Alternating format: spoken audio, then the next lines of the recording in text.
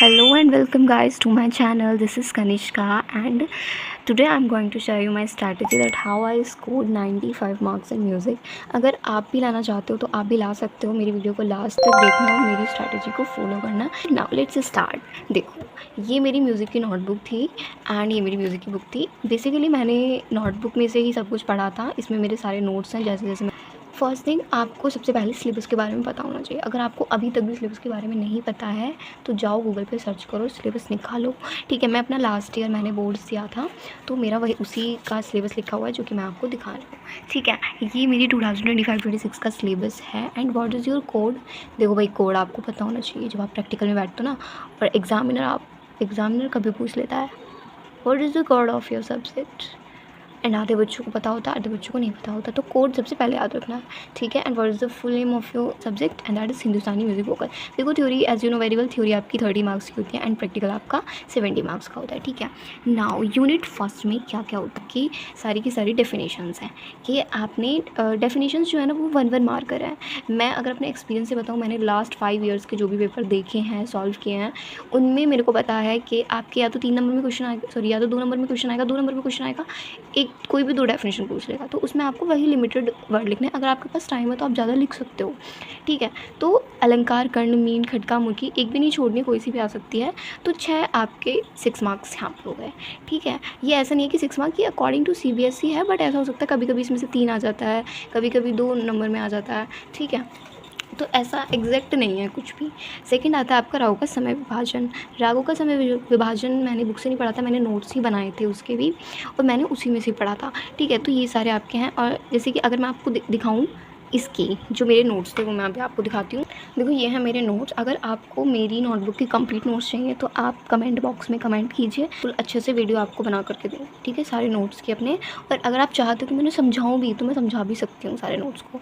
ठीक है, ये हैं अलंकार। मैंने ये सब चीज़ें बिल्कुल भाई उस टाइम कुछ पता नहीं था कि इतना सही लिखना होता है। बस मतलब अगर आपके पास टाइम है तो आप लिख सकते हो, बट मैंने इतना सारा लिखा था। ठीक है, मैंने को हर उसकी मैंने लिख रखी है। मैंने काफ़ी जगह से पढ़ा था क्योंकि हमारे स्कूल में कोई टीचर था नहीं म्यूज़िक का।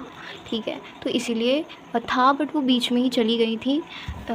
उसके बाद जो टीचर आए थे उनको अच्छे से पढ़ाना नहीं आता था, है ना। तो कुछ भी नहीं हुआ, मैंने खुद ही किया था। ये रही, मैंने सब की बनाई हुई है। ठीक है, अब देखो नेक्स्ट दैट इज़ रागों का समय विभाजन। मैंने इनका भी बनाया हुआ था।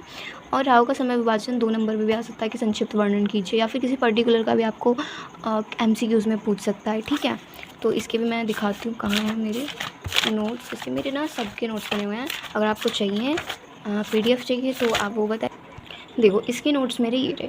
मैंने सारी चीज़ बिल्कुल अच्छे से लिखी हुई है कि कैसे कैसे क्या क्या चीज़ें मैंने यही पढ़ा था, लिटरली मैंने यही पढ़े थे बस। और इन्हीं से ही मेरे नंबर आए हैं, है ना। इससे अलग कुछ नहीं आया मेरा। थर्ड आ जाता है आपका यूनिट थर्ड। यूनिट थर्ड में आपकी काफ़ी सारी चीज़ें आ जाती हैं, संगीत रत्नाकर, संगीत पारिजात, और ये आपकी जीवनी आ जाती हैं। ठीक है, ये आपके ना बेसिकली 2-2 नंबर में पूछे जाते हैं ऐसे करके कि संगीत पारिजात का संक्षिप्त में वर्णन कीजिए, इस तरीके से आता है। मैंने लिख भी रखा है 2 मार्कर। ठीक है, तो इनके भी मैंने नोट्स बनाए हुए थे। अब देखो, जीवनियाँ मैंने कहाँ से पढ़ी थी। जीवनियाँ मैंने पढ़ी थी इस बुक से। अब देखो, मैं आपको जीवनियाँ निकाल के ये इस बुक की मुझे जीवनियाँ अच्छी लगी थी, मैंने सारी पढ़ी थी। मैंने ये नहीं पढ़ा था कि सिलेबस में है नहीं। ये फयाज़ खान की सबसे इंपॉर्टेंट होती है, ज़्यादा से ज़्यादा ये भी पूछी जाती है। मतलब बेसिकली आपको छोड़नी नहीं है। मैं तो 2 करके गई थी, बट अच्छा था कि वैसे आप ना 2 ही कर लेना, क्योंकि ऑप्शन आता है या तो ये वाली कर लो या तो ये वाली कर लो। ठीक है, तो आपको 2 ही करनी है। ये सारे आप ये ठीक है, मैंने ये सारी पढ़ी थी। इस बुक से मैंने ये पढ़ा था। आगे बताऊँगी और क्या पढ़ा था। नाउ नेक्स्ट, अब आपको क्या करना है, यूनिट 4। अब देखो, तालों का वर्णन, जप ताल, रूपक ताल, धमार ताल। अब आपके पास एक प्लस पॉइंट ये है कि थ्योरी में आप केवल इसकी एक गुण कर लीजिए। ठीक है, एक ताल कर लीजिए बस। दुगुन करने की ज़रूरत नहीं है, तिगुन करने की ज़रूरत नहीं है, चौगुन करने की ज़रूरत नहीं है। अगर आती हैं तो अगर आपको एक मात्रा वाली ताल याद है तो आप उसी से ही कर सकते हो, उसी से लिख सकते हो, बस जोड़ना होता है। ठीक है, मैं आपको, अगर आप चाहते हो कि मैं इसको भी समझाऊँ तो कमेंट बॉक्स में कमेंट कीजिए, मैं आपके लिए वीडियो बनाऊँगी। ठीक है, अब ट्यूनिंग ऑफ तानपुरा भी मैंने इस बुक से पढ़ा था और कुछ अपने नोट्स बनाए थे। अब ट्यूनिंग ऑफ तानपुरा मैं दिखाती हूँ आपको बुक के प्रकार। तो ये रहा तानपुरा के बारे में यहाँ थोड़ी चीज़ें दी हुई हैं। जब मैंने पढ़ा था तो मुझे उतना सफिशिएंट नहीं लगा, तो फिर मैंने थोड़ा सा डेप्थ में जाने की कोशिश की। उसके बाद मुझे याद नहीं है मैंने कहाँ से नोट्स बनाए थे। मैंने ना बहुत सर्च किया था, बिकॉज़ गाइड करने वाला कोई था नहीं, मतलब था बट मेरी जो सिस्टर की जो नोट्स की नोटबुक थी ना वो भी खो गई थी। मेरे लिए बहुत हार्ड था करना, बट हाँ मैंने कर लिया था। ठीक है, तानपुरा ये सारी चीज़ें मैंने पढ़ी थी। पीवाईक्यूज़ देखोगे ना आपको सब पता चल जाएगा किस टाइप के क्वेश्चंस आते हैं, किस टाइप के नहीं। डायरेक्ट एमसीक्यूज़ भी आ सकता है और आपको डायरेक्ट 2 नंबर का क्वेश्चन भी आ सकता है। मेरे उस पेपर में 2 नंबर का क्वेश्चन आया था। ठीक है, तो इस बुक से मैंने ये भी पढ़ा। उसके बाद नेक्स्ट आ जाते हैं हम आपका राग पहचान और राग की तुलना में ना। देखो सेकंड आपका था रागों का संक्षिप्त वर्णन और तीसरा था राग परिचय।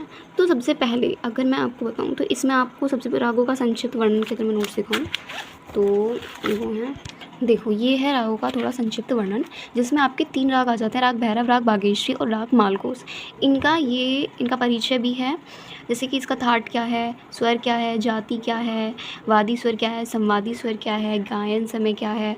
ठीक है, तो यह इसके आरोह अवरोह, इन तीनों के आरोह अवरोह मैंने लिखे हुए थे, है ना। तो ये इनका संक्षिप्त वर्णन। तो अगर मैं आपको सजेस्ट करूँ कि व्हाट यू शुड डू, तो आपने क्या करना है, आपने ये किसका राग परिचय को आपने अच्छे से करना है। राग भैरव, राग बागेश्वरी, राग मालको, जो मेन चीज़ होती है ना वो होती है 6 मार्क्स के क्वेश्चंस, और वो किस टाइप के आते हैं वो अगर आप पीवाईक्यूज़ नहीं देखोगे, अगर आप क्वेश्चन प्रैक्टिस नहीं करोगे तो आप बिल्कुल ब्लैंक हो, आप बिल्कुल खाली हो जाओगे कि क्या है, बिकॉज़ बहुत लंबी सी स्टेटमेंट सी आती है, आपको कर उसको समझ के करना पड़ता है। आपको कभी कभी तो समझ में भी नहीं आता कि उसको हमने करना क्या है इसमें।